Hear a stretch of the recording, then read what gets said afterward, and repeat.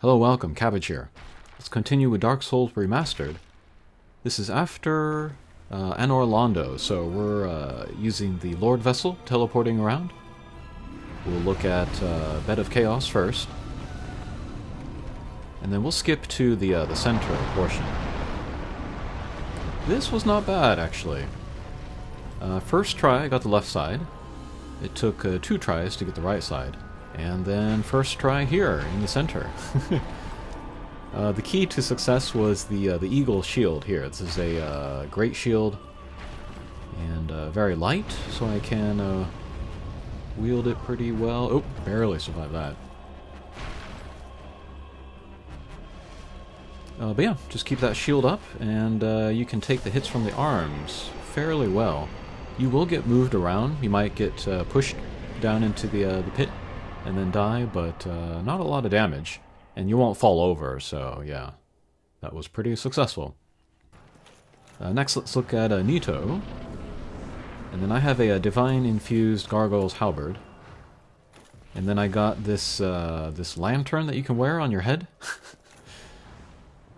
I've beaten Dark Souls like 3 or 4 times, but this is my first time actually getting that headpiece. I'm doing a faith run here, so I wanted to get the Starlight Medals to get that great lightning spear. And in doing that, I also got the drop for this. Usually, I'm just using the lantern that we get from the catacombs. Alright, but here's Nito. Very cool. Very cool soundtrack, too.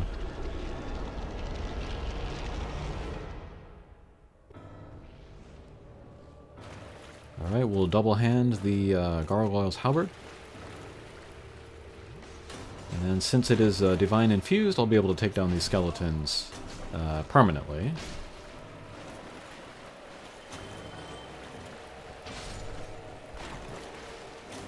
Okay. And then we won't head to the back, because there's some big skeletons there. And then I talked about this in the previous video, but I have missed a bunch of things in this run, so I'm definitely going to go New Game Plus here. One of the things I missed, though, was to join Nito's Covenant, and I have to do that before I take him down, so I didn't know that until after I took him down. So I missed his miracles there. His miracles aren't great, apparently. It's the blades that he shoots from the ground. But it might be good for farming the phalanx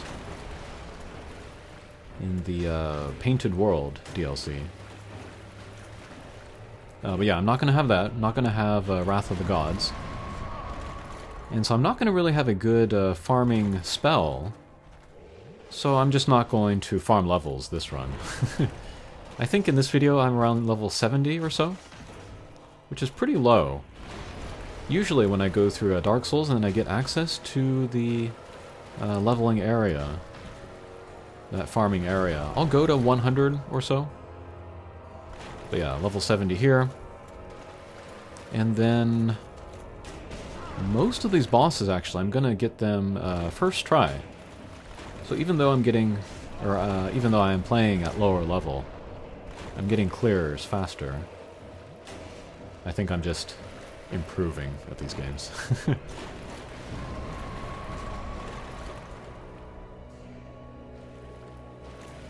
Alright, we got the Toxic, I think it is.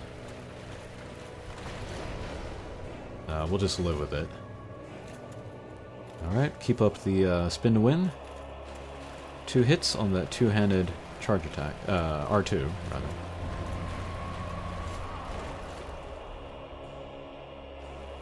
And I get hit by that every time. I wonder if there's a way to dodge that. Okay, there's the blade that comes from the ground.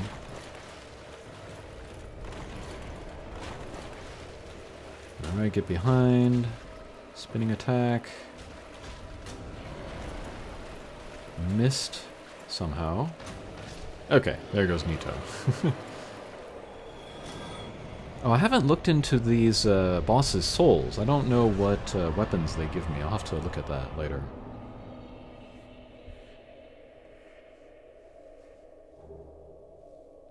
If they give me anything. Okay, next let's look at Seath. First time here as well. So actually, the clams are going to follow me. And then this armor setup here, it has good curse resistance. And then I really like the level leading up to Seath, the archives, Grand Archives. I feel like in every Souls type game, there's a kind of a book or library type of level. And of all of them, I might like the Grand Archives of Dark Souls 1 the best. Alright, here's Seath. We're going to use the lightning infused Gargoyle's Halberd.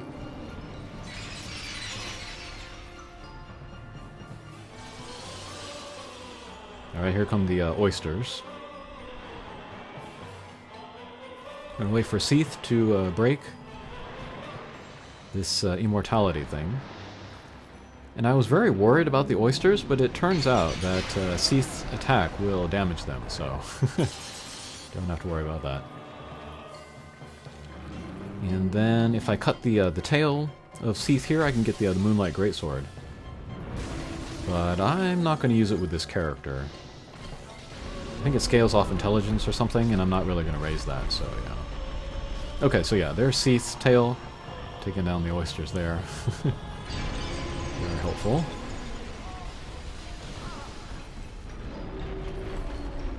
Alright, there's a little bit of curse resistant, or curse buildup, but it's already gone. My resistance is good. Alright, we'll wait for the tails to stop flailing about. Let's heal. Let's get in here. Again, do the 2-hit R2. Alright, excellent damage.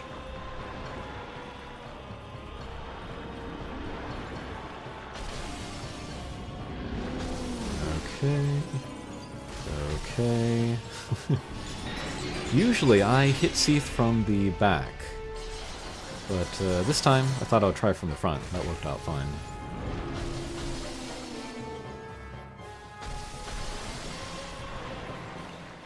Alright, pretty good. I haven't done Big Hat Logan's story. I don't know if I will, because again, I'm not going to use sorceries this run. Okay, next we'll go to the DLC. Let's look at the Sanctuary Guardian, I think it is. And then the last time that I played this, I stayed on this dry area, and that worked out very well. So we'll try it again here. And then this time I'm going to use the Life Hunt Scythe for bleed. And then, I think I have the Bleed Bite Ring. Yeah, crazy damage. Alright, we're poisoned. We'll live with it.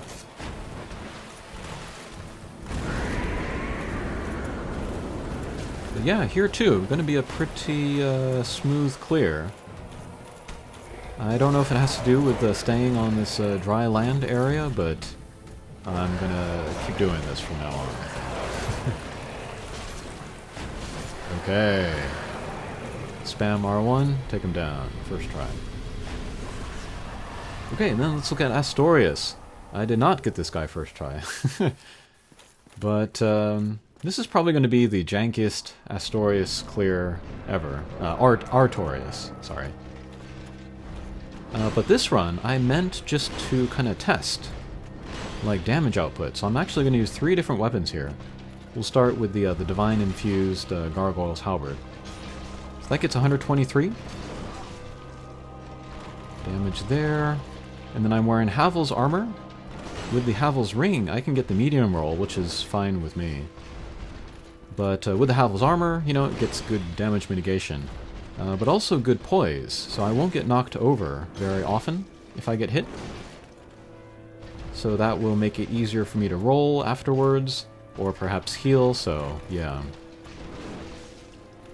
The damage mitigation is nice, but it's the poise, really, that's helping me out here. And then Artorias is always the boss that I concentrate the hardest. I try to blink as little as possible playing this. But yeah, I do like him.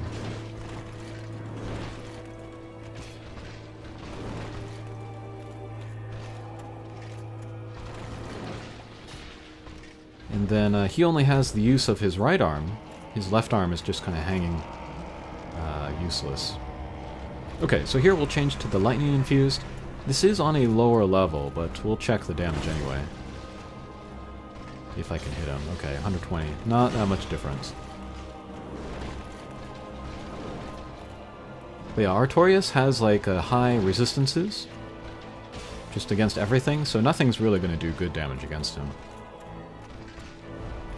I've read of people doing like 300 or more damage on him, and I'm like, how? Maybe it's buffs and things. I'm not using any buffs here.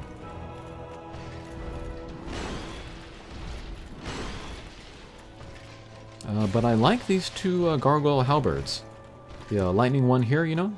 It's got the split damage, the physical, and then also the lightning, of course. A lot of enemies in this game are weak to lightning. And then the divine, it's split between physical and magic. And then even though my intelligence is not high, I get the scaling off my faith, so that's cool to get that magic damage type, but not needing to invest in intelligence. And then it has the divine property, so against undead, it can make them go down and stay down. Alright, and then that kind of like flipping attack, I like that most. Because if he uses it 3 times in a row, then I know that there's no fourth hit. So I can wait for that and then get a punish in there maybe, or a heal. That right there is maybe my least favorite attack, the overhead. Yeah. If you roll back, he's probably going to catch you, so... Yeah, kind of my instinct is to roll back, so I get hit by it a lot. Okay, so here let's change the weapon again. Let's go for the plus 15 Great Scythe. This has no element, this is just pure physical damage. Let's see how the damage is, if I can hit him.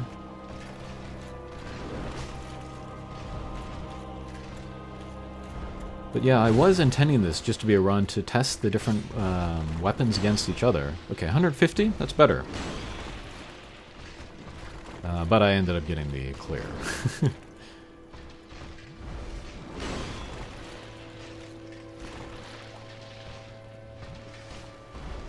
And then I've been using the light attack all this time, just because I was wondering if I was going to be able to be quick enough to hit him. But as we shall see, I'm going to miss some of my R1s because yeah, it's not fast enough. So I thought, you know, if the R1's not going to be fast enough, might as well do the R2 for more damage. Okay, so yeah, there I missed the R1. But yeah, if I'm going to use a slow attack, I might as well use the one with more damage, so I'll try the R2 later. 1, 2, 2, okay. That's a little hard to evade as well.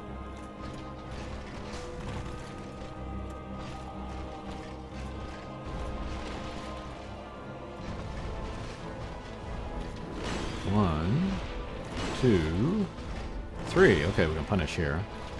Okay, so there, I finally try the R2. So let's see how much damage that does.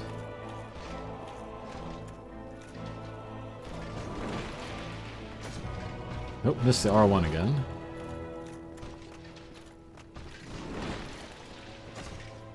Missed the R1 again.